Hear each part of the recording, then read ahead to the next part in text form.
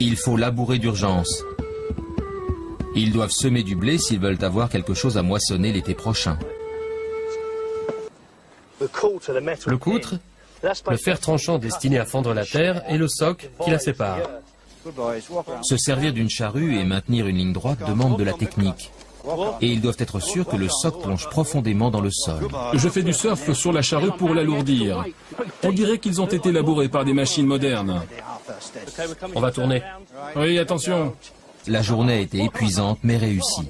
À la fin de l'après-midi, ils ont presque fait la moitié du champ. Après 8 heures de labeur, l'attelage est sur le point de finir le champ. Cette nouvelle journée va permettre à Alex et Stuart de commencer à semer du blé dans le champ fraîchement retourné. Nous semons le grain à la volée. On le lance avec des gestes réguliers à travers champ. Notre équipe peut donc s'occuper d'une autre priorité saisonnière, mener les cochons pâturer dans les bois. À cette époque de l'année, les glands tombent, les frênes, les baies d'aubépine aussi. C'est le moment d'en profiter au maximum en conduisant les cochons dans les bois pour qu'ils puissent engraisser. Car dans quelques semaines, nous les abattrons. Le réchauffement du temps fait de juin l'époque idéale pour tondre les moutons.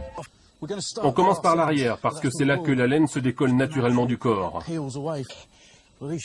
Ce sont de gros moutons, très gros et très costauds. Ça va être une journée douloureuse. Le plus grand défi du mois de juillet, c'est la fenaison. Sans une bonne récolte de foin, il n'y a pas de fourrage pour nourrir le bétail de la ferme. Dans le pré, le foin est bien sec. Alex et Fonz le rassemblent en melon, prêt pour le transport. Il est enfin temps de rentrer le foin.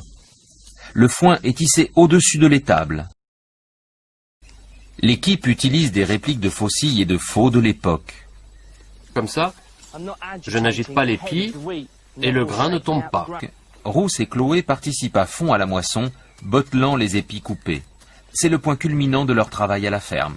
C'est le moment décisif de l'année agricole. Les céréales constituent l'aliment de base.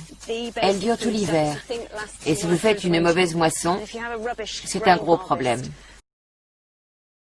La première étape de la transformation du blé en farine, c'est le battage. Cela signifie qu'Alex et Fonz doivent extraire les grains en martelant les épis.